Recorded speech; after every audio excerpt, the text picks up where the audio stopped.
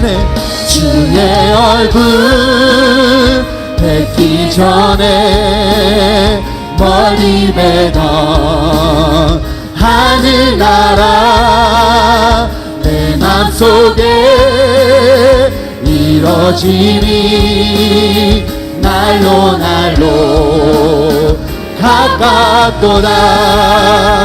할렐루야 찬양하세.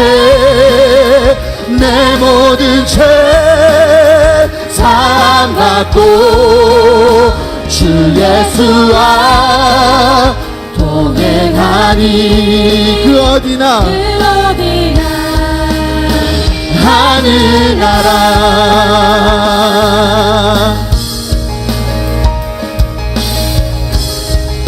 우리 3절로 고백합니다. 높은 산이 거친 들이 조막이나 궁궐이나 내 주 예수 보신 곳이 그 어디나 하늘나라 할렐루야 할렐루야 찬양하세. 내 모든 죄 사함 받고 주 예수와 동행하니 그 어디나 할렐루야 할렐루야 찬양하세. 내 모든 죄 사함 받고 주 예수와 동행하니 그 어디나 하늘나라.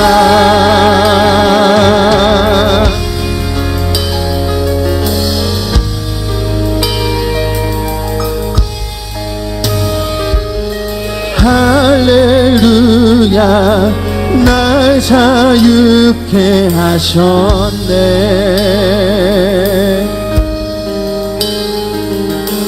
내 모든 사 주 예수께 속했네.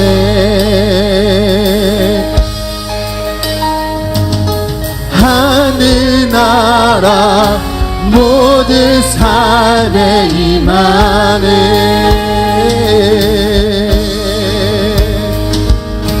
내 모든 사 주 예수께 드리리.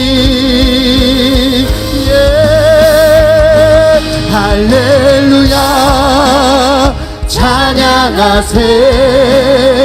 내 모든 죄 사함 받고 주 예수와 동행하니 그 어디나 우리 마지막으로 고백합니다.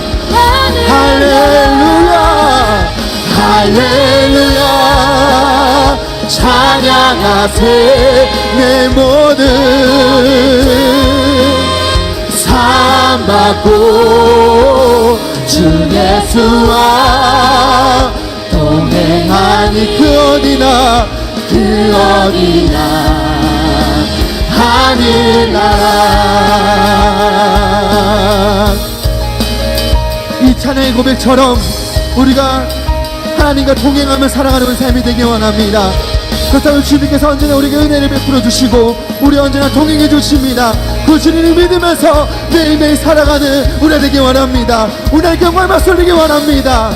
할렐루야 주님을 찬양합니다. 아멘.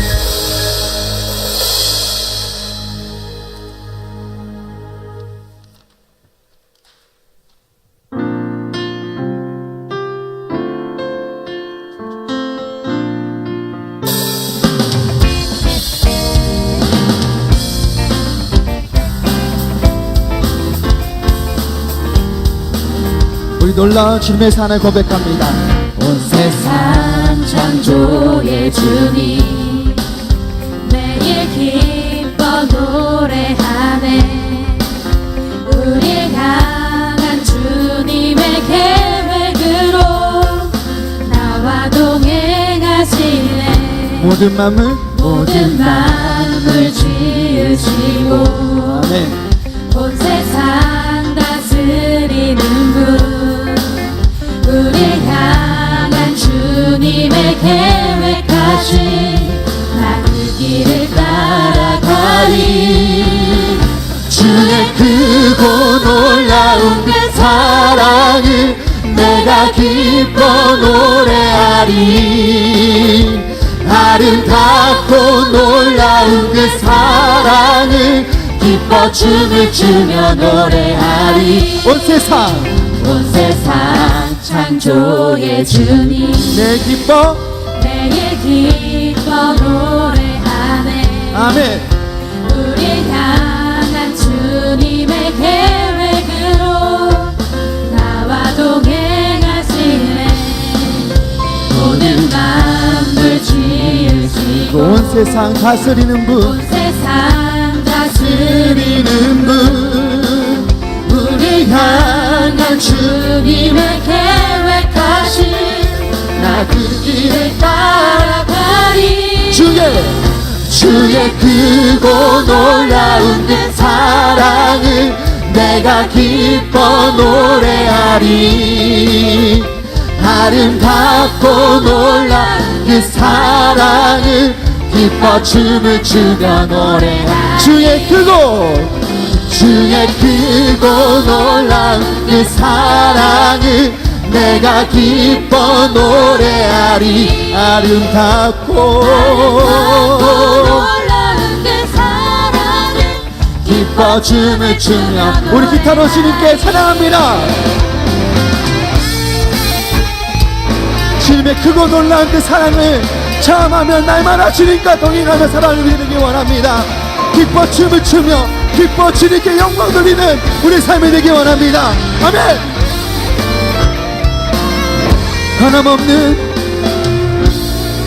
변함없는 사랑 그 사랑의 노래 부르리 주의 사랑 놀라운 은혜 나 기뻐 노래해 또 기뻐 찬양해 내 모든 삶 주께 드리리 주의 크고 놀라운 그 사랑을 내가 기뻐 노래하리 아름답고 놀라운 그 사랑을 기뻐 춤을 추며 노래하리 주의 크고 놀라운 그 사랑을 내가 기뻐 노래하리 아름답고 놀라운 그 사랑을 기뻐 춤을 추며 노래하리 주의 크고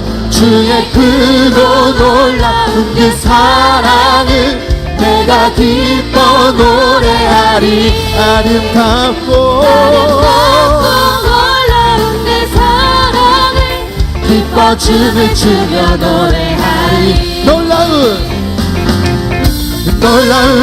그 사랑 놀라운 그 사랑 놀라운 그 사랑 기뻐 춤을 추며 우리 다시 한번 고백합니다 놀라운 그 사랑 놀라운 그 사랑 놀라운 그 사랑 기뻐 춤을 추며 노래하리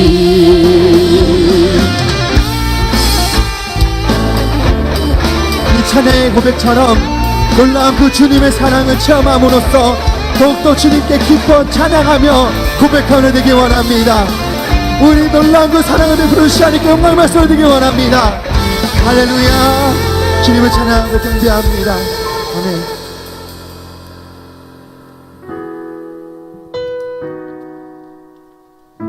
우리 마지막으로 고백할 때 주의 임재 안에서 주님의 얼굴 보는 우리 되기 원합니다 주의 임재 안에서 내 영혼 주의 얼굴 보네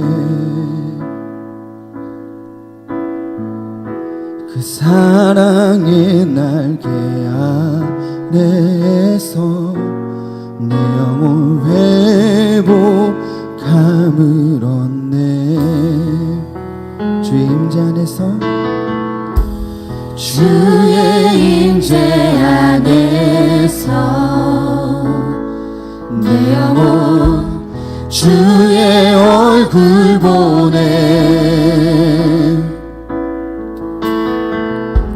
그 사랑의 날개 아래서 내 영혼 회복함을 얻네.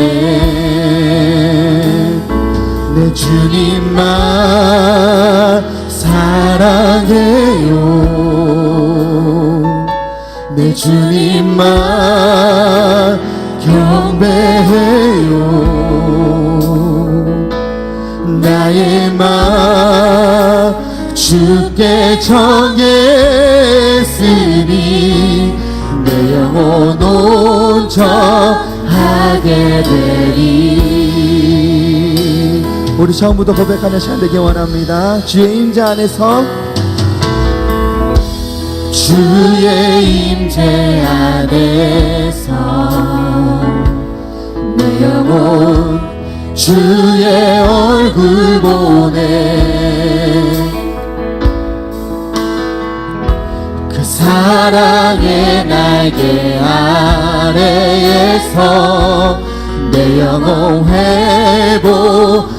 우리 시간에 목소리 높여서 다시 한번 고백합니다. 주의 임재 안에서 주의 임재 안에서 내 영혼 주의 얼굴 보네.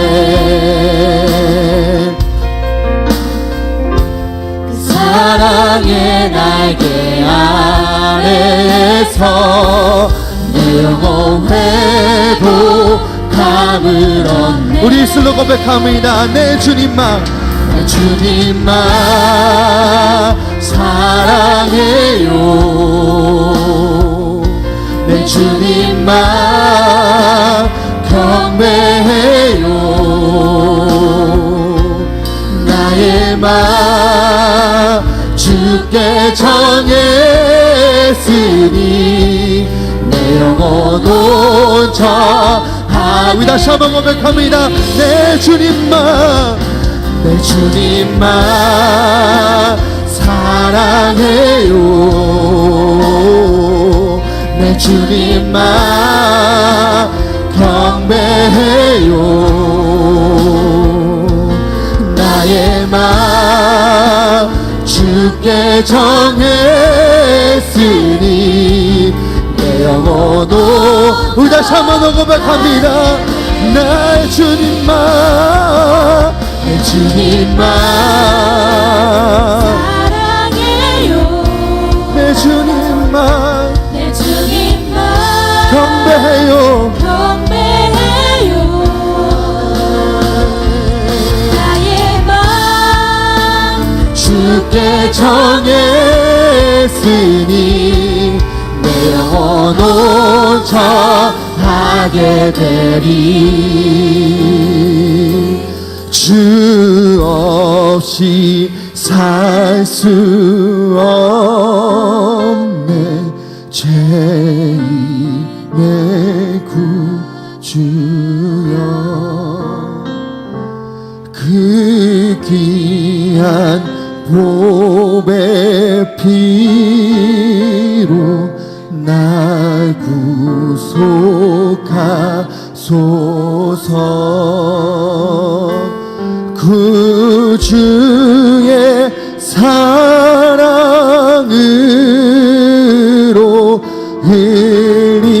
흘리신 보혈이 내 소망 나의 위로 영광 됩니다.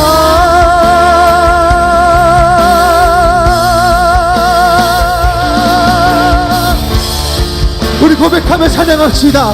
주 없이 살 수 없네. 주 없이 살 살 수 없네 죄인의 구주여 그 귀한 보배 피로 날 구속하소서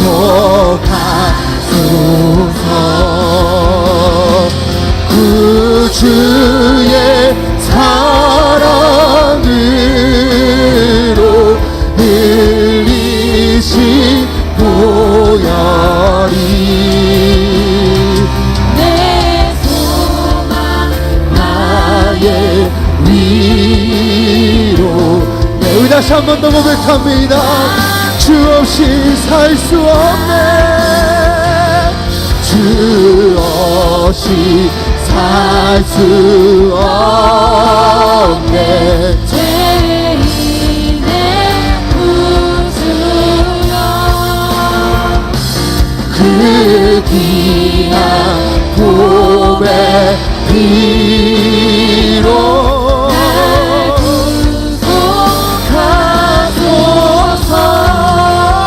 구속하소서 주의 사랑으로 흘리신 보혈이 내 소망 나의 위로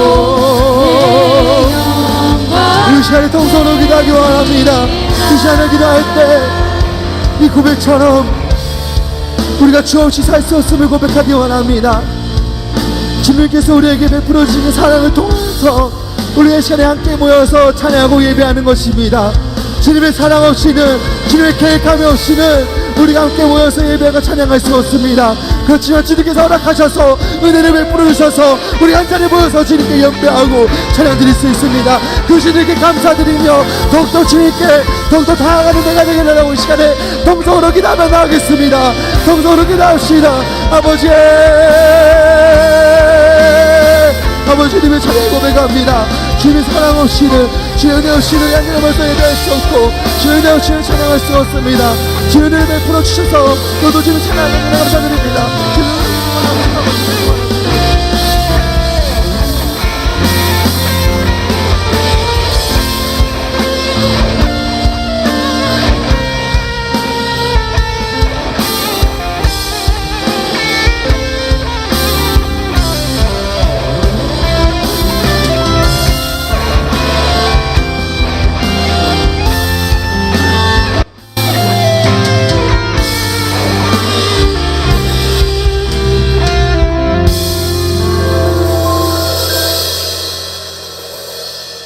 하나님 아버지 감사합니다. 오늘도 이렇게 좋은 날씨를 주셔서 많은 사람들이 나와 주님께 예배드릴 수 있게 해주심을 감사합니다.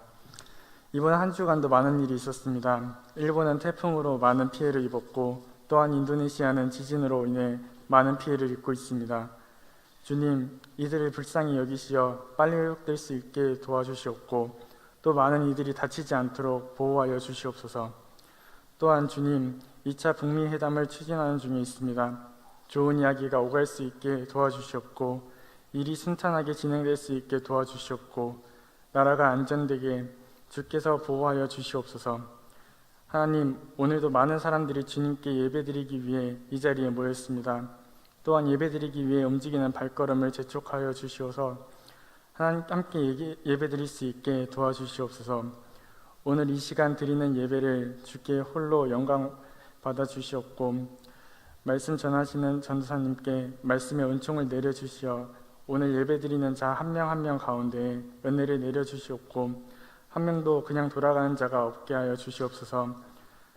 또 한 주간 동안 말씀 안에서 살아가게 하여 주시옵고 돌아가는 발걸음 한 걸음 한 걸음 지켜주시옵고 이 예배 가운데도 함께 해주실 줄 믿사오며 사랑이 많으신 예수 그리스도의 이름으로 기도드렸습니다.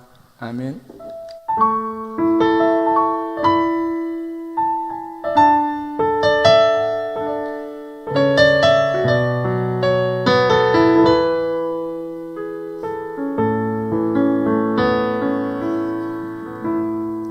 네, 우리 하나님께 함께 준비한 예물 드리는 시간입니다. 오늘 사패밀리에서 유아 스페셜이라는 찬양을 하나님께 영광 돌리겠습니다.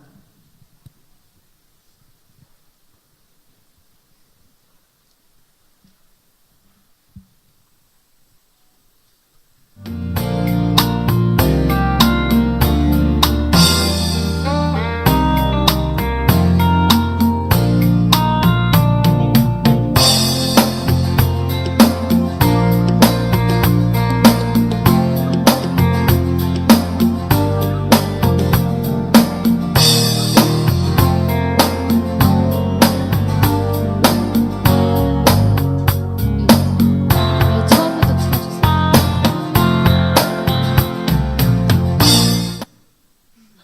전주가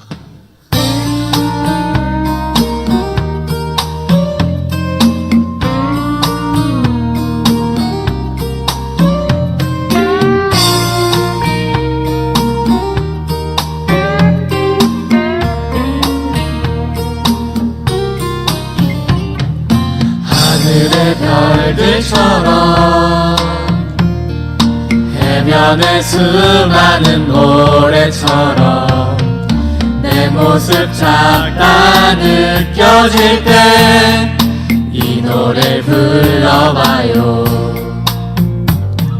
손끝에 지문처럼 그대의 가치는 유일하죠. 주 형상 따라 지음받은 그대는 특별해요. 때론 내 모습 너무 평범해.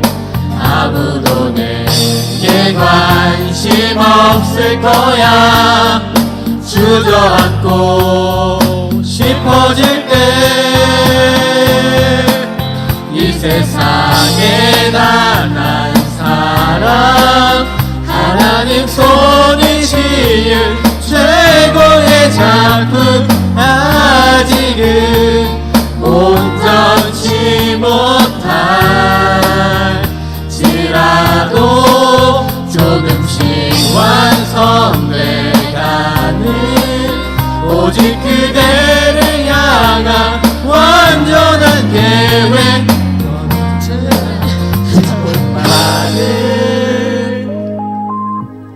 You are special.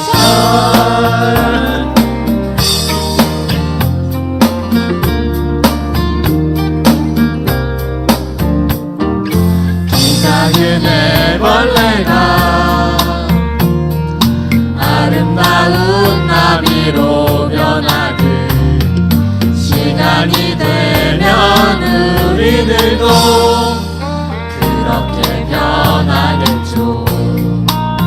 때론 내 모습 너무 평범해. 아무도 내게 관심 없을 거야. 주저앉고 싶어질 때 이 세상에 단 한 사람 하나님 손이 지은 최고의 작품 아직은 온전치 못할지라도 조금씩 완성돼가는 오직 그대를 향한 완전한 계획 언제나 기억해요. You're special. 사랑 하나님 손이 지은 최고의 작품 아직은 온전치 못할지라도 조금씩 완성돼가는 오직 그대를 향한 완전한 계획 언제나 기억해요. You're special.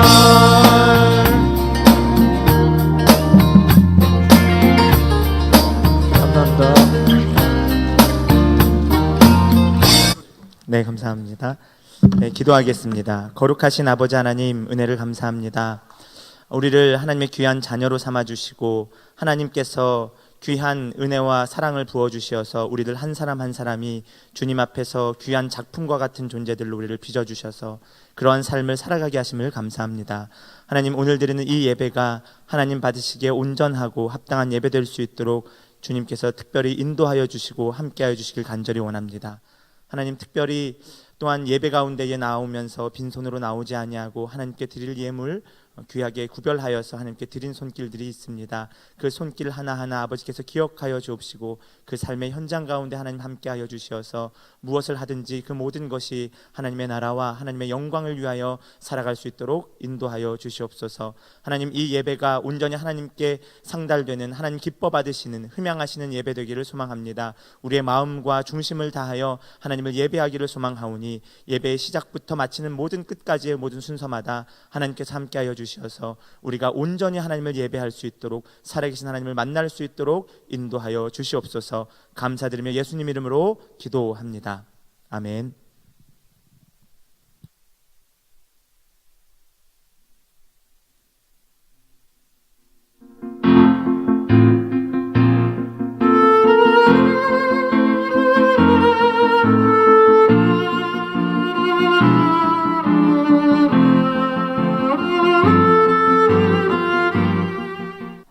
안녕하세요. 소망뉴스 김유나입니다. 9월 마지막 주 교회 소식을 전해드리겠습니다. 첫 소식입니다. 한라 3차 아파트 입주 전도가 시작되었습니다. 기도와 참여를 부탁드립니다. 이번 주 수요일부터 토요일까지 비즈니스 선교회에서 몽골 선교지 탐방이 있습니다. 위하여 기도와 협력을 부탁드립니다. 6일 토요일 오후 12시에서 3시까지 교육부의 각 부장들 모임이 목양실에 있습니다. 3, 4분기 결과와 4, 4분기 계획 자료를 가지고 오시기 바랍니다. 다음 주 2부 예배 시 학습 세례식이 있습니다. 경건한 마음으로 동참해 주시고 관련자들의 축하를 부탁드립니다. 다음 주 오후 예배 후에 재직회 각 부장 모임이 목양실에서 있겠습니다. 3, 4분기 결과와 4, 4분기 계획을 가지고 오시기 바랍니다. 2018년 노인학교 가을 소풍을 갑니다. 1층 게시판에 이름과 주민번호를 기록하여 10월 7일까지 신청해 주시기 바랍니다. 10월 27일부터 5주 동안 목감 온누리 교회에서 아버지 학교가 시작됩니다. 교회에서 회비의 30%를 지원하오니 많은 신청 부탁드립니다. 당신의 어린 시절을 기억하세요?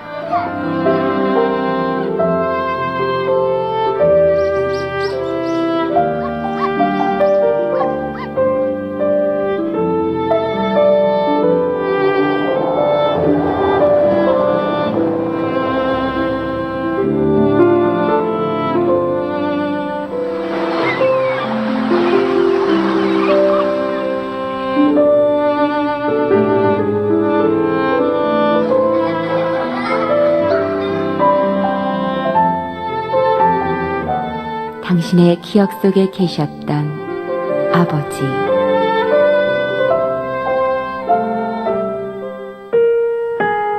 아빠가 되게 미니였고 어쩔 땐 되게 화나는.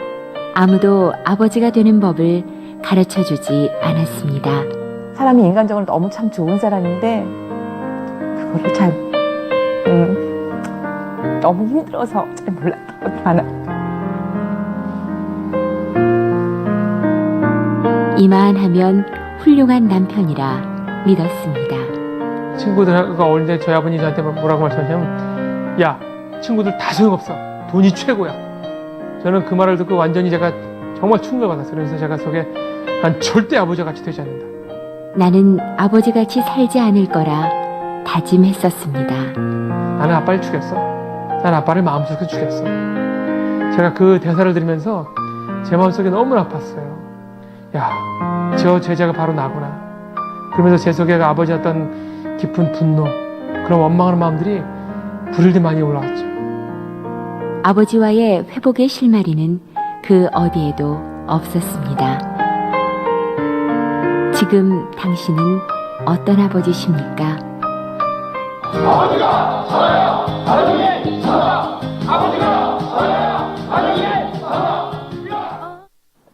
10월의 주제는 이웃사랑입니다. 하나님의 말씀을 따라서 삶으로 이웃사랑을 실천하는 한 달이 되도록 합시다. 사사분기 예배위원들은 2부 예배 후에 4층 본당에서 교육이 있습니다. 1층에 게시된 10월, 11월, 12월 예배위원들은 빠짐없이 참석해 주시기 바랍니다. 본 교회에서 7번째 선교사로 C국의 유 선교사님, 허 선교사님을 영입하였습니다. 위하여 기도와 협력을 부탁드립니다. 당회에서 대형 버스를 구입하기로 결정하였습니다. 자동차 매입가가 1억 3천만 원입니다. 구입비 헌금이 모아지는 대로 계약을 하도록 하겠습니다. 소망교회 당회장배 탁구대회가 있습니다. 1층 게시판에서 신청해 주시기 바랍니다.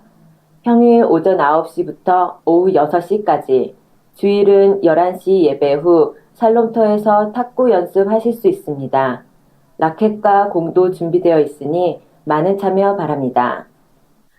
국내에 거주하는 외국인 노동자들을 전도하여 양육하는 외국인 근로자 선교회와 탈북자에게 복음을 전하여 그들을 그리스도의 사랑으로 양육하는 세터민 선교회를 조직하고자 합니다.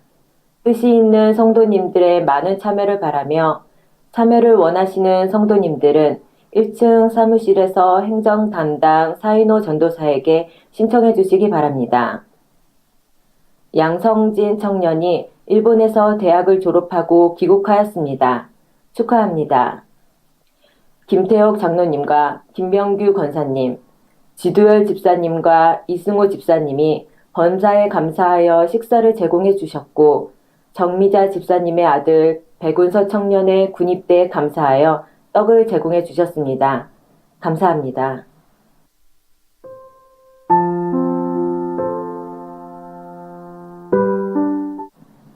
추석 연휴도 이제 끝났습니다.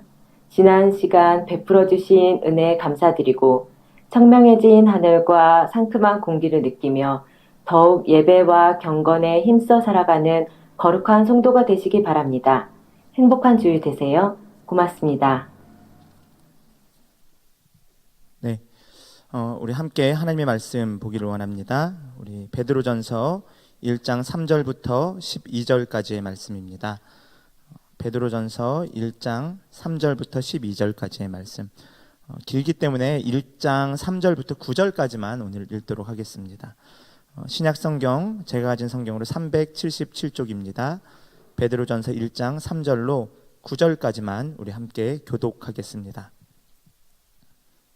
신약 성경 377쪽입니다. 제가 먼저 3절 읽겠습니다. 우리 주 예수 그리스도의 아버지 하나님을 찬송하리로다. 그의 많으신 긍휼대로 예수 그리스도를 죽은 자 가운데서 부활하게 하심으로 말미암아 우리를 거듭나게 하사 산 소망이 있게 하시며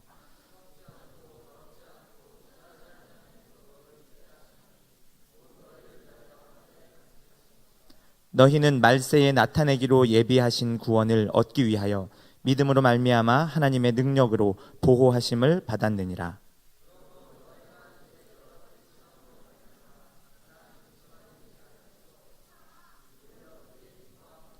너희 믿음의 확실함은 불로 연단하여도 없어질 금보다 더 귀하여 예수 그리스도께서 나타나실 때에 칭찬과 영광과 존귀를 얻게 할 것이니라.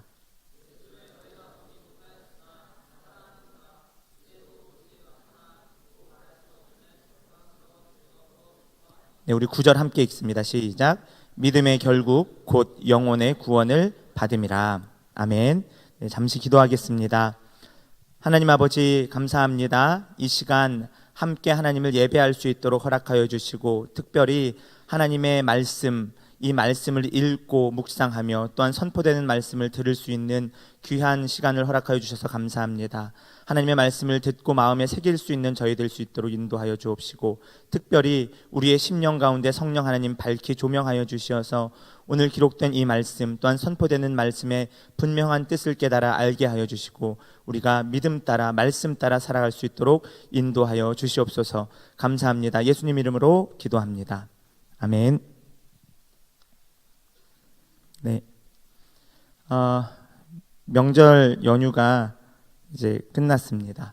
끝나고 다들 명절 잘 보내셨나요? 네. 네. 한 4분 정도 잘 보내셨고 나머지 한 80분은 잘 못 보내신 것 같은데, 네, 우리가 오늘 이 하나님의 말씀 같이 또 읽었고 또 이 시간 듣기를 원하는데요. 네, 설교 시간 저도 이렇게 항상 밑에서 예배를 드리는 입장에서 보면 설교 시간이 때로는 졸릴 수도 있고 또 지겨울 수도 있는데, 그래도 우리가 하나님의 말씀이 도대체 어떤 내용을 담고 있는지, 그리고 오늘 우리에게 어떤 말씀을 하길 원하시는지, 그래서 우리를 어떻게 살아가도록 이끄시는지 그 말씀을 좀 같이 깊이 생각해보고 고민해보는 시간 되기를 원합니다. 그래서 좀 집중해 주셨으면 좋겠어요. 괜찮으시죠? 네, 좋습니다. 우리 PPT 화면이 있는데 PPT를 좀 띄워주시고, 네, 금보다 찬란한 믿음이라는 제목으로 오늘 여러분들과 말씀을 좀 나누고 싶습니다. 오늘 말씀은 베드로전서 1장 3절부터 12절까지 한 단락인데 사실 좀 길기 때문에 오늘 9절까지만 읽었습니다. 10절, 11절, 12절은 3절부터 9절까지의 내용을 다시 한번 정리하는 내용이기 때문에 그렇게 보시면 될 것 같고요. 저하고 함께 이 시간 이 예배에 참여하실 때는 제가 묻는 말에 좀 많이 고민해 보시고 또 대답도 해 보시고, 네, 틀려도 괜찮습니다. 아시죠?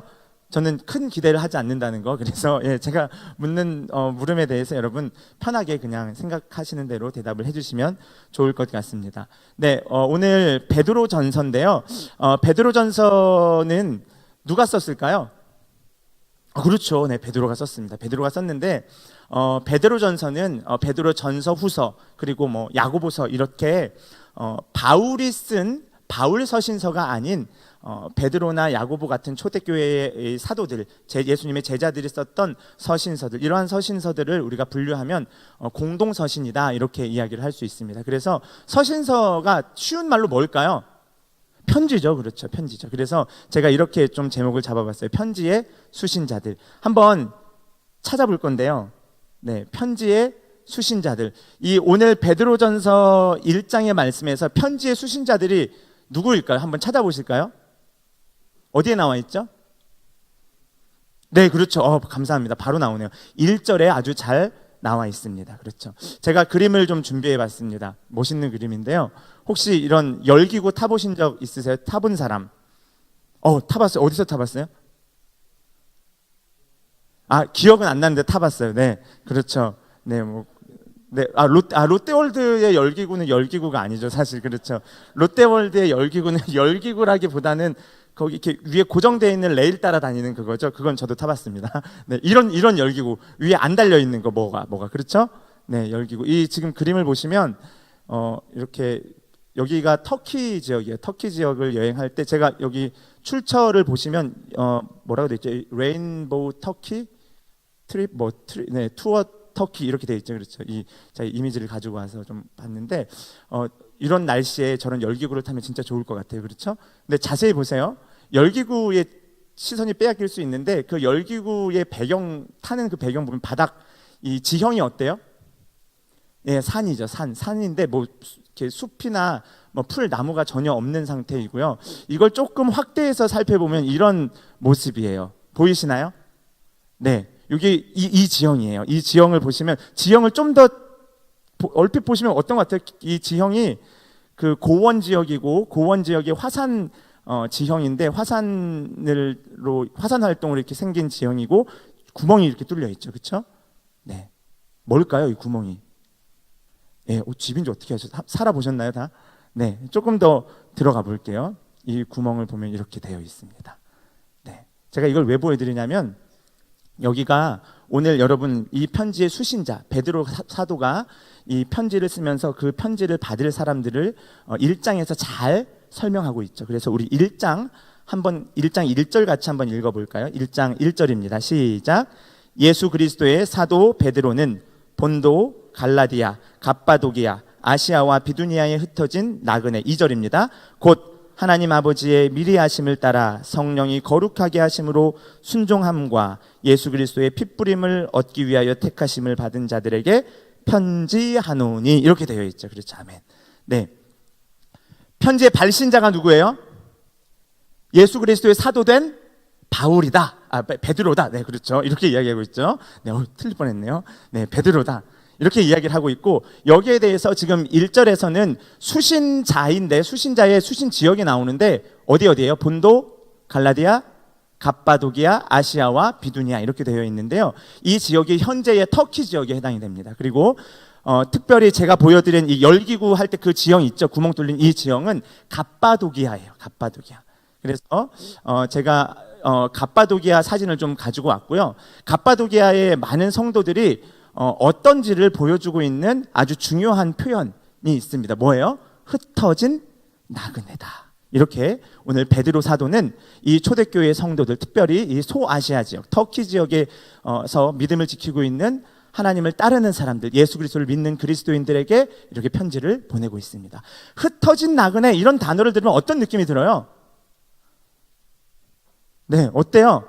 우리 보통 이렇게 나그네 하면은 그 어떤 느낌이 드냐면 이렇게 여행하다가 좀 이렇게 뭐 정처 없이 떠도는 사람 이 정도로 느껴지는데, 여기서 이 번역이 그렇게 매끄러운 번역은 아닌 것 같아요. 이 나그네 하면 여기서 여행한다는 의미보다는 영어 성경 가지고 계신 분들은 보면은 strangers 이렇게 돼 있어요. scattered strangers, 흩어진 이방인들. 뭐 이방인들 하면 이상하고 뭐라 그럴까요? 그 지역에 익숙하지 않은, 또는 다른 사람들이 봤을 때 이상하다고 생각하는 사람들. 그렇죠? 혹은 NASB 성경에는 어떤 표현이 되어 있냐면요, scattered, 흩어진 aliens 이렇게 되어 있어요. 네, 외계 생명체 같은 느낌이죠. 꼭 이 에일리언 하면 꼭 이 영화 이렇게 나오는 것 때문에. 어떻게 생각하냐면 이 초대교회의 성도들, 당시 터키 지역에서 믿음을 지키고 있던 성도들에 대해서 많은 사람들이 그들을 뭐라고 표현한 거예요? strangers 또는 aliens 이렇게 이야기를 한 거죠. 나그네, 우리말로 좀 표현하면 그렇게 와닿진 않지만 조금 영어로 보면 좀 더 와닿죠. 그래서 흩어진 나그네. 그러면 그 나그네들의 삶이 어땠을까? 이런 삶을 산 거예요. 많은 정복자들과 침략자들, 그리고 핍박과 박해를 하는 사람들을 피해서 뭐 한 거예요? 예수 믿는 초대교회의 기독교인들이 숨어 살아가는 거죠. 그래서 산속으로 사람들이 많이 모여 사는 그런 도시 지역에 사는 것이 아니라 고원, 산으로 올라가고 그들의 세상의 핍박과 박해로부터 벗어나서 숨어서 사는 거죠. 화산으로 형성된 산에 구멍을 파고 거기에 숨어서 사는 거죠. 지금 이렇게 조명이, 지금은 관광지로 너무 잘 개발이 되어 있어서 이렇게 조명이 아주 밝게 되어 있는데, 실제로 해가 떠서 이 얼마 되지 않은 이 각도가 좀 낮을 때는 이렇게 밝을 수 있겠죠. 그런데 불과 몇 시간이 지나면 어떻겠어요? 캄캄하겠죠. 그러한 삶을 초대교회 성도들이 살았어요. 그래서 이 베드로전서 우리가 기억해야 할 것은, 베드로전서의 이 수신자들은 흩어진 나그네와 같은 자들, 다시 말하면 초대교회의 수많은 핍박들 속에서 그들의 삶의 터전을 잃고 숨고 피하고 도망다니면서 살았던 자들에게 베드로가 편지를 한 것입니다. 그래서 이렇게 그림을, 제가 지도를 가져왔어요. 지도 가져오면 별로 재미가 없기 때문에 항상 빨리 하고 넘어갈 건데요. 이렇게 본도, 폰투스라는 지역이죠. 그리고 뭐 갑바도기아, 비두니아, 갈라디아, 아시아는 지금 생각하는 그 대륙 개념의 아시아가 아니라 당시의 지역 아시아, 그 소도시의 이름의 아시아인 거죠. 이렇게 되어 있습니다. 그래서 이 지역에 사는 성도들. 그런데 이 지도를 좀 살펴보시면, 자, 빨리 찾을 수 있을까요? 자, 여기서 이제 이 당시, 그 1세기 당시에는 로마가 세계를 지배하고 있었죠. 그렇죠? 로마는 어디 지역에 있을까요? 보이시죠? 네. 예루살렘은 어디게요? 네, 제가 다 표시해놨습니다. 예루살렘, 그리고 로마. 예루살렘과 로마로부터 어때요? 좀 끼어있는 지역이기도 하고, 동시에 이 거리가 상당히 멉니다. 이렇게 제가 표시가 노란색인데 잘 안 보이네요. 그렇죠? 지금 이 베드로전서, 이 베드로가 편지를 보낸 이 당시 초대교회 사람들이 살았던 그 지역은 기본적으로 이렇습니다. 당시 정치, 교육, 군사, 문화, 경제의 중심지였던 로마로부터 많이 떨어져 있는 지역이죠. 그러나 로마의 속국 지역으로 살아가고 있었던 것. 동시에 예루살렘으로부터 많이 멀리 있는 지역이에요. 왜 그럴까요? 예루살렘 유대교의 성지이면서 또 기독교의 발현지인 그 종교적인 중심지로부터도 많이 떨어져 있죠. 그러니까 이 초대교회의 이 소아시아 지역에 살았던 사람들, 우리가 말하는 오늘 성경에 나온 본도, 갈라디아, 갑바도기아, 아시아, 비두니아와 같은 지역에 사는 사람들은 어땠어요? 정치적으로나 경제적으로나 교육, 문화적으로나 혹은 반대로 종교적으로나 모두 다 변두리에 있는 사람들. 특별히 그런데 거기에서조차도 도시의 혜택, 문명의 혜택을 제대로 받지 못한 채 그 핍박을 피하고 피해 산속에 거주하며 숨어서 동굴을 만들어 살아가는 사람들에게 보낸 편지라는 것입니다. 이러한 사실을 반드시 기억해야 베드로가 오늘 무슨 이야기를 하고 있는지를 우리가 잘 알 수 있습니다. 오늘 본문을 좀 살펴보도록 하겠습니다. 본문 1장 3절에서 5절까지의 내용인데 우리 같이 한번 읽어보는데요. 문장이 꽤 깁니다. 그래서 이제 문장을 읽고 이 문장이 무슨 이야기를 하는지 잘 생각하셔야 돼요. 아시겠죠? 그렇지 않으면 그냥 이건 하얀 건 글씨네요. 하얀 건 글씨, 까만 건 바탕 이렇게만 하면 안 됩니다. 같이 한번 읽어보겠습니다. 시작. 우리 주 예수 그리스도의 아버지 하나님을 찬송하리로다. 그의 많으신 긍휼대로 예수 그리스도를 죽은 자 가운데서 부활하게 하심으로 말미암아 우리를 거듭나게 하사 산 소망이 있게 하시며 썩지 않고 더럽지 않고 쇠하지 아니하는 유업을 있게 하시나니 곧 너희를 위하여 하늘에 간직하신 것이라. 아멘. 네, 3절부터 이 4절까지의 내용이 긴 한 문장으로 지금 이어져 있습니다. 자, 3절에서 이렇게 이야기하고 있어요. 우리 주 예수 그리스도의 아버지 하나님을 뭐 하자? 찬송하리로다. 이건 뭐예요? 뭐 합시다라는 거예요. 찬송합시다라고 이야기를 하는 거예요. 찬송해야 합니다. 찬송합시다라고 이야기를 하고 있는데 찬송을 해야 하는 이제 생각하고 찾아야 돼요. 자, 말씀을 보시면서 찬송을 해야 하는 찬송을 할 수 있는 찬송을 할 만한 두 가지의 이유가 있습니다. 이 본문 말씀에서 한번 찾아볼까요? 두 가지의 이유가 아주 정확하게 나와 있어요. 문장이 길지만 찾아볼 수 있겠죠? 뭐예요? 네. 문장이 긴데 찬송합시다 이 말이에요. 3절에. 그 다음에 두 번째 줄 보시면 그의 많으신 긍휼대로 예수 그리스도를 죽은 자 가운데서 부활하게 하심으로 말미암아 우리를 거듭나게 하사. 아직 끝난 게 아니죠. 그렇죠? 그래서 뭐가 있게 됐다는 거예요? 산 소망이 있게 하셨다는 것. 그 다음 또 뭐예요? 썩지 않고 더럽지 않고 쇠하지 아니하는 무엇을? 유업을 있게 하시며. 찬송합시다라고 이야기를 하면서 찬송의 중요한 두 가지 이유를 말하고 있습니다. 뭐예요? 산 소망을 하나님께서 주셨다. He has given. 그가 주셨다는 거죠. 그리고 두 번째 뭐예요? 유업을 잊게 하셨다는 거예요. 그러니까 찬송하는 이유가 뭐예요? 우리에게 그분이 산 소망을 주셨고 우리가 유업을 잊도록 하셨다는 거예요. 우리에게 무언가를 주셨다는 거죠. 그런데 이 문장의 큰 구조 속에 중간에 내용들이 큼직큼직한 내용들이 아주 잘 들어 있습니다. 중요한 것은 산 소망을 주셨고 유업을 잊게 하셨다. 이러한 말 앞에 어떤 내용이 있어요? 우리를 3절 중반이죠. 하나 둘 셋 넷 다섯 줄의 중간. 우리를 뭐 하게 하셨다? 거듭나게 하사. 우리를 거듭나게 하사 산 소망을 주셨고 우리를 거듭나게 하사 유업을 잊게 하셨다라는 내용이에요. 이해되세요? 네, 그래서 우리를 거듭나게 하셔서 그것으로 말미암아 뭐 하는 거? 우리가 산 소망을 얻게 된 것. 우리가 유업을 얻었다. 잊게 된 것이다. 그런데 우리가 거듭나게 되었을 때 다시 말하면 이런 말이죠. 우리를 거듭나게 하셔서 산 소망을 주셨다. 우리를 거듭나게 하셔서 유업을 잊게 하셨다라는 말은 거듭난 성도들에게 주어지는 특권을 이야기하고 있는 거죠. 뭐예요? 산 소망을 얻는다는 것, 유업을 얻는다는 것. 그래서 이 두 가지의 내용, 산 소망을 주신 것과 유업을 잊게 하신 것은 거듭난 성도가 받을 수 있는 특권이라는 거죠. 그런데 이 특권의 근거가 있어요. 다시 말하면 우리가 거듭나게 된 근거가 있어요. 중요한 이유가 있어요. 뭐예요? 오늘 말씀에서 그렇죠. 지금 하나, 둘, 셋, 넷, 5개의 줄이 있는데 정 가운데에 우리를 거듭나게 하사, 이 말이 있죠. 그 위에 줄 뭐라고 돼 있어요? 그의 많으신 긍휼대로 예수 그리스도를 죽은 자 가운데서 뭐 하여서 부활하게 하심으로 말미암아 뭐 한 거예요? 우리가 거듭나게 됐다는 거죠. 아시겠어요? 자, 조금 더 쉽게 이야기를 하겠습니다. 그래서 찬송합시다. 베드로 사도 이렇게 이야기를 해요. 왜 찬송해야 합니까? 두 가지를 말하고 있죠. 산 소망을 주셨기 때문에 찬송해야 합니다. 하나님 나라의 유업을 잊게 하셨기 때문에 우리가 찬송해야 합니다. 찬송합시다. 이렇게 이야기하고 있죠.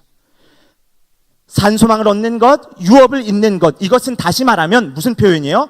거듭난 성도들이 얻을 수 있는 특권을 말하고 있는 거죠. 성도가 거듭났다라는 말은 뭘 말하는 거예요? 그것의 근거, 그것의 출처는 예수 그리스도께서 죽은 자 가운데서 부활하셨기 때문에 우리도 뭐 할 수 있다는 거예요? 거듭날 수 있다. rebirth 한다는 거죠. born again 한다는 거죠. 다시 산다라는 거죠. 새롭게 산다는 것입니다. 그래서 이것은 기본적으로 무엇을 말하고 있을까요?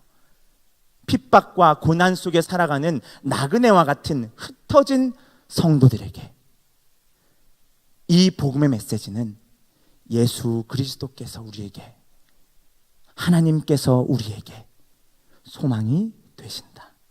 하나님께서 지금은 우리가 보잘것없고 땅을 파고 굴을 파서 거기에 기근하며 살아가고 있지만 그럼에도 불구하고 하나님께서 우리 가운데 하나님 나라의 유업을 우리에게 물려주실 것이다.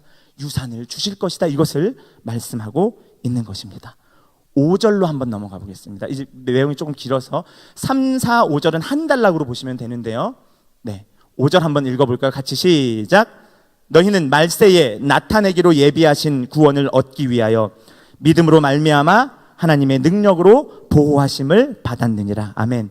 네, 제가 앞선 내용을 보시면은 여기 산 소망, 소망을 주셨다. 제가 소망에다 네모칸을 쳐놨어요. 유업을 잊게 하셨다. 유업 네모칸 쳐놨어요. 소망이 뭐냐 그러면 유업이 뭐냐 이거예요. 소망이 뭔가요? 유업이 뭔가요? 우리가 교회에서 수없이 많이 듣는 이야기고, 물론 초대교회의 성도들도 소망, 하나님 나라의 유업이라는 단어들을 많이 들었을 텐데 이것을 베드로 사도는 매우 구체적으로 이야기합니다. 유업을 주셨다. 소망을 주셨다. 5절에서 무엇이라고 나타나고 있죠? 5절 뭐예요? 그것이 바로 구원이라는 거죠. 너희는 말세에 나타나기로 예비하신 그 구원을 얻기 위하여 그분이 주셨다는 것이고 그것을 우리가 얻을 것이라는 거죠. 그런데 이 구원에 대한 매우 독특한 표현들이 있습니다. 자, 졸리시죠?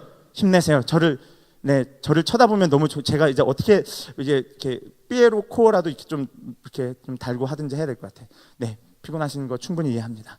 자, 여기 지금 5절에서는 구원에 대한 이야기를 하고 있어요. 그러니까 거듭난 성도들에게 예수 그리스도로 말미암아 하나님께서 주시는 선물, 특권이 뭐예요? 소망을 주시고 유업을 잊게 하시는데 그것을 다른 말로 표현하면 5절에서 뭐예요? 이것이 구원이라는 거죠. 그런데 구원의 특징이 있습니다. 뭐예요? 그 앞에 뭐라고 표현되어 있어요? 말세에 나타내기로 예비하신.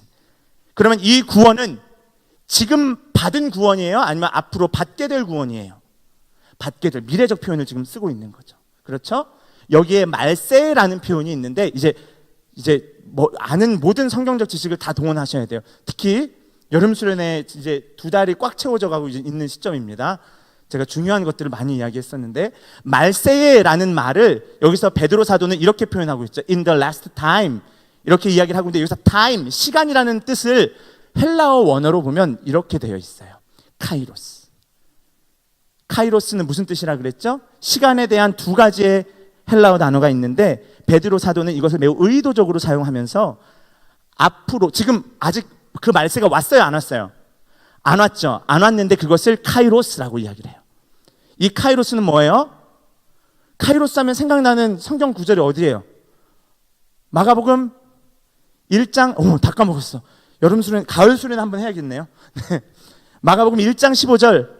때가 찼고 하나님 나라가 가까이 왔으니 회개하고 복음을 믿으라 하시니라. 누가 말씀하신 거예요? 예수님께서. 거기서 말하는 그 때가 찼고, 그 시간이 찼고 할 때 그 때가 뭐예요? 헬라어 단어로. 헬라어 단어 몰라도 돼요. 이거 한글로 써 있는 거 읽으면 돼요. 카이로스예요, 카이로스. 그렇죠? 그 카이로스는 뭐부터요? 구약의 모든 시간들부터 누가 오기로 약속된? 메시아가 오기로 약속된 그때인 거예요. 주의 날이 이르면 말세에 내가 내 영을 너희에게 부어주리니, 이런 말씀들. 그날에, 그때의 여호와의 날에, 여호와의 크고 두려운 날에 이 모든 것들이 다 뭐예요? 카이로스라는 단어로 구약의 그 메시아가 올 그때가 예수님께서 마가복음 1장 15절 직접 오심으로써, 성육신 하심으로써 이루어졌음을 말하고 있죠. 그런데 여기서 동시에 이 카이로스라는 단어는 제가 영어로 써놨죠. appointed season, 그러니까 약속된 시간, 아직 오지 않은 걸로 지금 쓰고 있는 거죠. 그렇죠?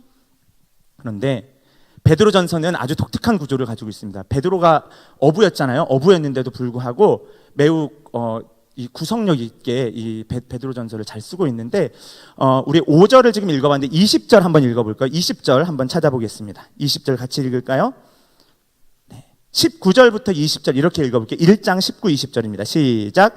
오직 흠없고 점없는 어린 양 같은 그리스도의 보배로운 피로 된 것이니라. 그는 창세전부터 미리 알린 바 되신 이나. 여기서 그러면 그는 누구예요? 그는 예수 그리스도인 거죠. 그렇죠? 그렇죠. 그래서 창세전부터 미리 알린 바 되신 이나 이지만, 그 다음 이 말세에, 시작. 이 말세에 너희를 위하여 나타내신 바 되었으니. 여기서 무슨 단어를 쓰고 있어요? 말세에라는 단어를 쓰고 있습니다. 그런데 그리스도가 말세에 나타나신 바 되었다라고 지금 표현하고 있죠. 그러면은 여기서 말세에 나타나신 바 된 그리스도는 이미 오셨다는 거예요? 올 거라는 거예요? 왔다는 거죠. 그렇죠? 지금 제가 이걸 왜 보여드리냐면, 구원은 뭔가 미래적인 느낌처럼 지금 서술을 하고 있어요. 그러면서 말세에 나타내실 이렇게 쓰고 있어요. 그리고 20절에서는 그리스도께서 말세에 나타내신 바 되었다라고 표현하고 있습니다. 그리고 여기서 말세에 in this last time, 이것은 헬라어 단어로는 크로노스입니다. 자, 그러면 이제 고민하셔야 돼요. 이 생각을 하실 때, 자, 크로노스는 시간을 뜻하는 헬라어 단어 2개의 단어가 있다고 말씀드렸었는데, 여기서 크로노스는 뭘 말하는 거예요? 크로노스의 기본, 우리 영어 단어에 보면 크로니클 이런 말이 있죠. 그렇죠? 연대기 뭐 이런 거, 그렇죠? 크로놀로지 이런 것들. 이건 물리적인 시간. 그리고 다시 말하면 뭐예요? 연대기적인 시간.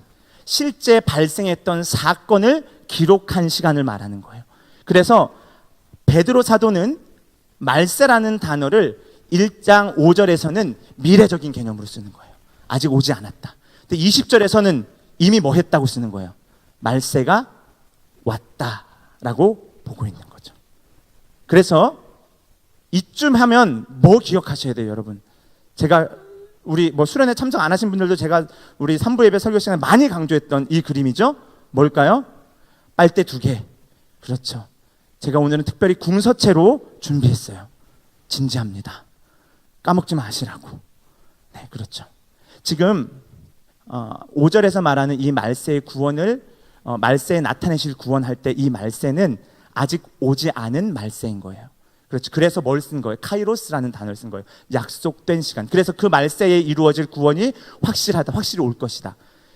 그러면은 이 말세의 카이로스, 이것은 어디에 해당되는 걸까요? 초림일까요? 재림일까요? 재림이죠. 그러면 말세에 나타나신 그리스도, 여기서의 크로노스는 언제를 말하는 걸까요?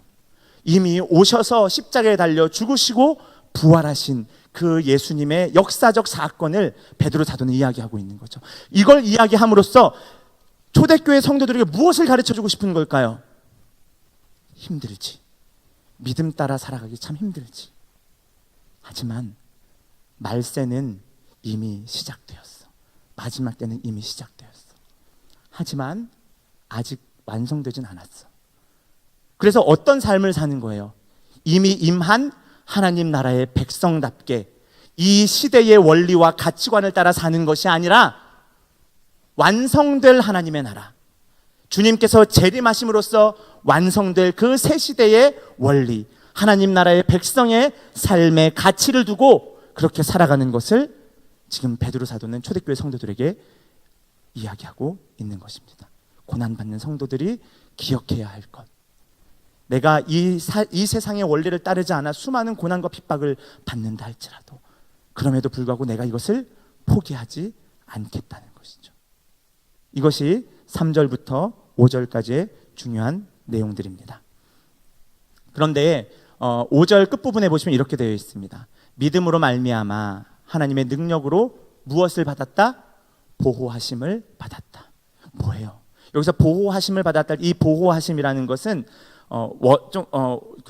당시 헬라 문화권에서는 초소 또는 보초를 서다 이런 뜻이에요. 그럼 뭐예요? 군사적인 용어죠. 그러니까 적극적인 방어 형태를 말하는 거예요. 지금 너희가 겉으로 보기엔 수많은 고난과 핍박을 받고 있지만 하나님께서 적극적으로 너희들을 뭐 하실 것이다? 보호하실 것이다. 그래서 너희의 완성될 그 구원, 주님께서 다시 오실 그 날에 이루어질 그 구원은 뭐 하다는 거예요? 확실하다. 힘을 내. 그것을 이야기하고 있는 것입니다. 6절부터 9절까지의 내용을 빠르게 살펴보겠습니다. 우리 6절 같이 한번 읽어볼까요? 시작. 그러므로 너희가 이제 여러 가지 시험으로 말미암아 잠깐 근심하게 되지 않을 수 없으나 오히려 크게 기뻐하는도다. 그렇죠. 여기서 그러므로라는 단어가 나왔어요. 그러므로는 뭐예요? 이유를 이야기하는, 앞에 뭐가 있었으니까 이 말이죠. 뭘 얘기하는 걸까요? 하나님의 마지막 때에 임할 그 구원과 지금 너희들이 고난과 핍박의 상황 속에서도 하나님께서 분명하게 지켜주실 것이라는 하나님의 보호에 대한 그 확실함 때문에, 그것이 확실하기 때문에 너희가 이제 여러 가지 시험으로 말미암아 잠깐 근심하지 않을 수 없으나, 이런 표현이 있죠. 매우 독특한 표현이에요. 여러 가지 시험으로 말미암아 잠깐 근심하게 되지 않을 수 없으나. 뭘 말하는 거예요? 근심하는 것, 핍박과 고난의 상황 속에서 힘들고 어렵고 낭망하고 좌절하고 근심과 마음에 어려움이 있는 상황이 있을 수도 있다는 거예요. 꼭 있다는 거예요. 꼭 있다는 거죠. 이것을 말하고 있는 것이죠. 왜 그럴까요? 하나님 나라의 백성은 어때요? 이 시대의 원리를 따라 살지 않기 때문에 핍박받는 것, 고난당하는 것, 좌절과 마음의 무너짐을 경험하는 것은 당연하다라고 베드로 사도는 이야기하고 있습니다. 그런데 진짜 희망적인 말씀이 있죠. 근심하게 되지 않을 수 없으나, 반드시 근심한다. 그러나 그 앞에 어떤 단어가 있어요? 잠깐. 이것이 뭐예요? 하나님 나라의 이중구조. 다시 임할 그 예수님으로 인해 완성될 하나님의 나라를 우리가 경험하면 이 고난은, 이 근심은 잠깐인 것뿐이야. 조금만 더 참자. 우리의 겪는 이 고난, 반드시 받아야 하는 고난이지만 이것이 그리 길진 않아. 영원한 고난이 아니야. 필연적이지만 제한적인 고난이야. 그것을 베드로 사도는 이야기하고 있습니다. 그래서 베드로 사도는 그 이후 이렇게 이야기합니다. 오히려 크게 기뻐하는도다. 이것은 두 가지로 해석할 수 있습니다. 헬라어 문법에 따라서 첫 번째는 기뻐하고 있습니다. 크게 기뻐하고 있습니다. 이것은 그냥 위에 있는 말, 원래 본문하고 똑같은 말이죠. 크게 기뻐하는도다. 서술 형태예요, 그냥. 그리고 두 번째는 크게 기뻐하십시오라는 명령 형태로도 해석할 수 있습니다. 이것은 실제 베드로 사도의 편지를 받아든 초대교회 성도들의 상황에 따라 첫 번째로 읽혀질 수도 있고 두 번째로 읽혀질 수도 있었어요. 어떤 성도들은 진짜 고난과 핍박 속에서 그러나 예수님을 믿는 믿음, 하나님이 나를 끝까지 구원하시고 보호하실 것이라는 그 믿음을 잃지 않고 하나님을 예배하는 것을 게을리하지 않는 거예요. 하나님께 끝까지 나아가는 거예요. 하나님을 기쁨으로 예배하는 거예요. 그들에게는 어떻게 읽혔을까요? 그래, 맞아. 나 정말 기뻐하고 있지. 기뻐하고 있습니다로 읽히는 거죠. 어떤 자들은 어때요? 핍박과 고난의 상황 속에서 낭망하고 좌절하여서 주님을 떠날까 고민하고 갈등하는 상황 속에서 베드로 사도가 이 편지를 씀으로써 그의 마음을 두드리는 거죠. 아니야, 포기하지 마. 기뻐해. 크게 기뻐해. 우리가 낭망하고 마음이 무너지고 예수님을 따라 사는 삶이 쉽지 않아 보인다 할지라도, 그래서 어떤 사람들은 정말 손을 놓아버리고 싶고, 아니면 어떤 사람들은 그럼에도 끝까지 하나님을 예배하고자 할 때에, 여러분, 중요한 것은 기뻐해야 한다는 것입니다. 하나님으로 말미암아 그의 구원과 보호하심이 확실하기 때문에 우리는 기뻐해야 합니다.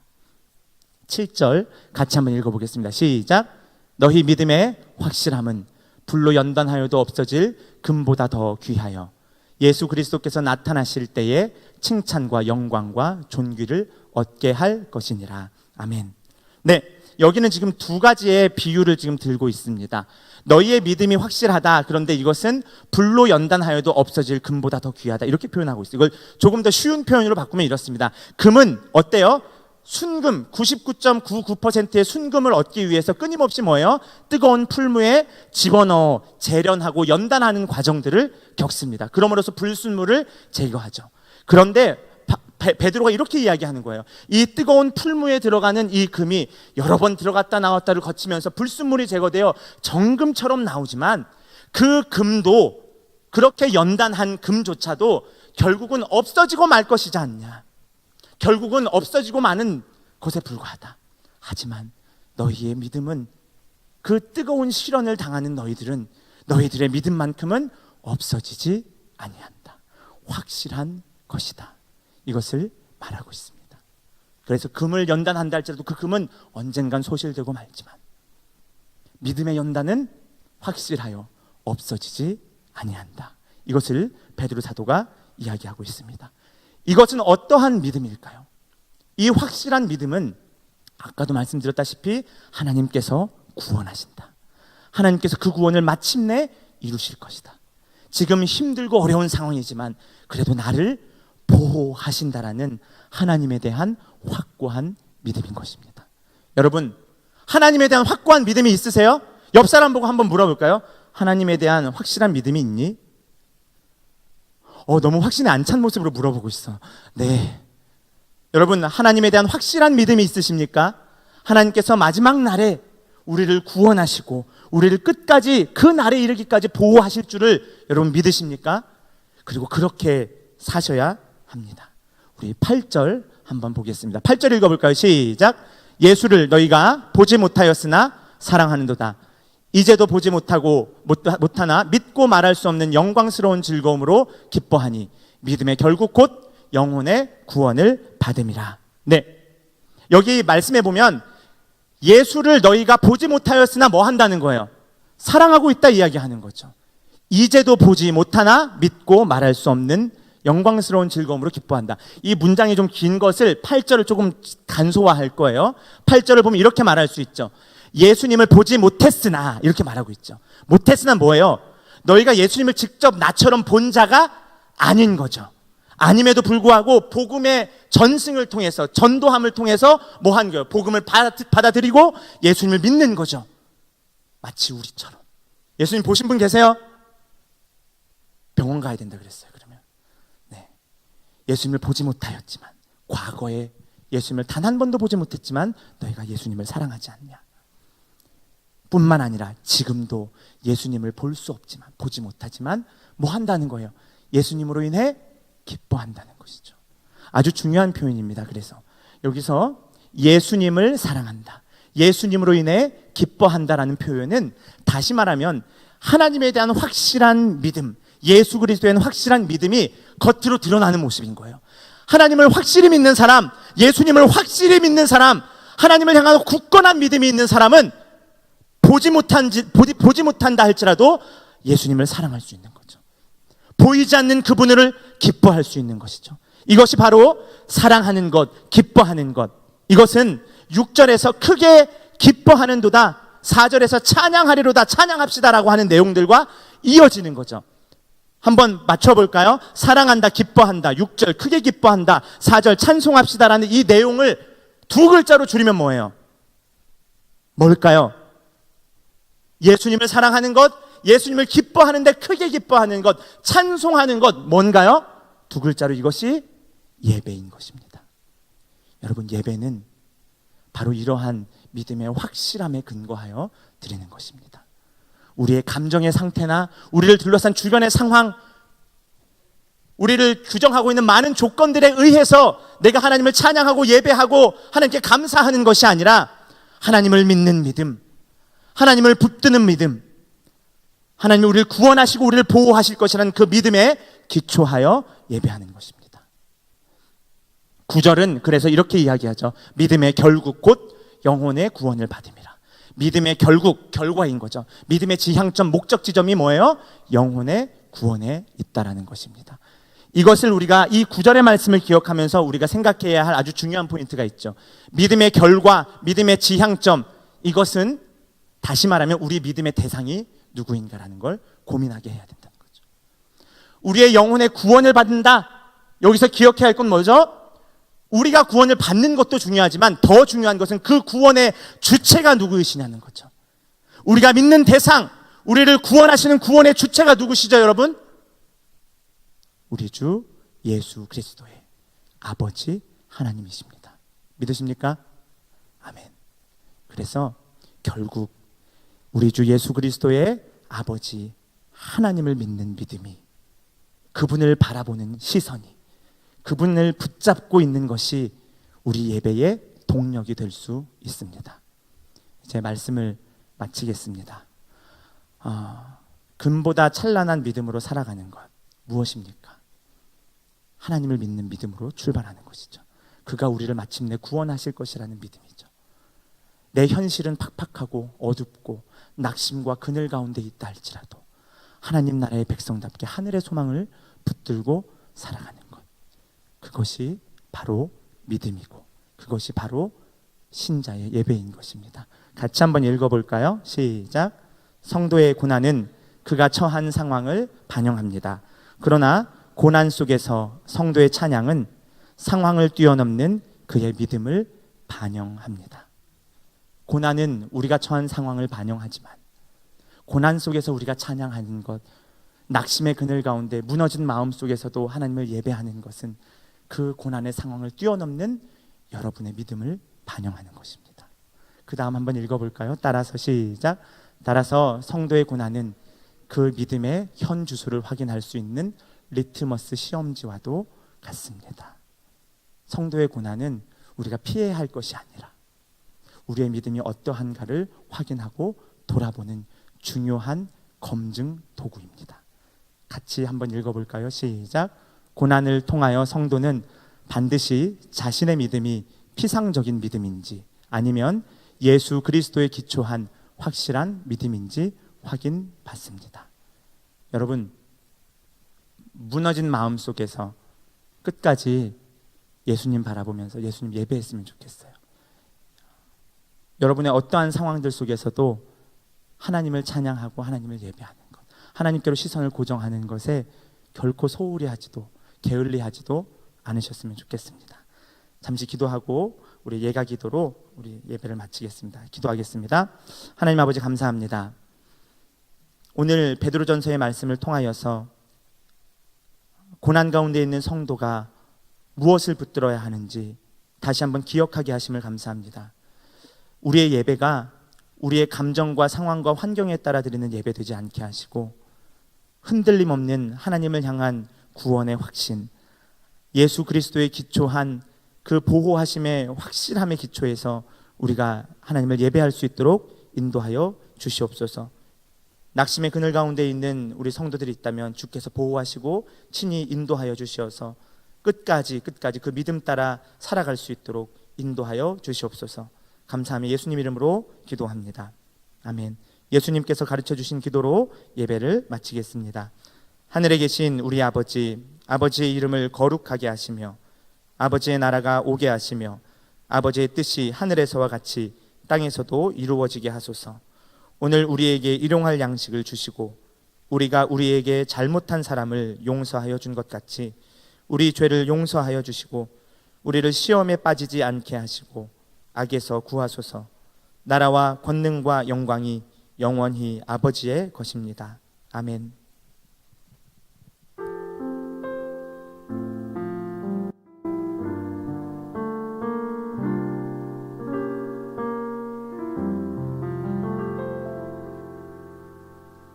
네, 안녕하세요. 청년부 회장 조은빛입니다. 9월 마지막 주 청년부 광고 시작하겠습니다. 주보의 광고란을 참고해 주시면 감사하겠습니다. 네, 저희 4번 성경 1독에 보면 오늘 성경 1독표가 나간다고 했는데 저희가 준비를 못했습니다. 그래서 다음 주에 1독표 뒤에 1월달 거부터 다 이제 뽑아서 놓을 텐데 필요하신 분은 가져가서 이제 성경 읽어주시면 감사하겠습니다. 그리고 저희 동아리반 모집 부분에 취업 디딤반 멘토를 모집한다고 되어 있는데 멘토가 아니라 멘티 모집입니다. 그래서 많이 참여해 주셨으면 감사하겠습니다. 그리고 저희 2부 활동이 오랜만에 성경 공부하는데 다른 2부 활동보다 더 참여율이 많았으면 좋겠습니다. 다 함께 같이 성경 공부하고 함께 하는 자리가 되었으면 좋겠습니다. 네, 그리고 저희 제 분실물이 있는데요. 참 죄송합니다.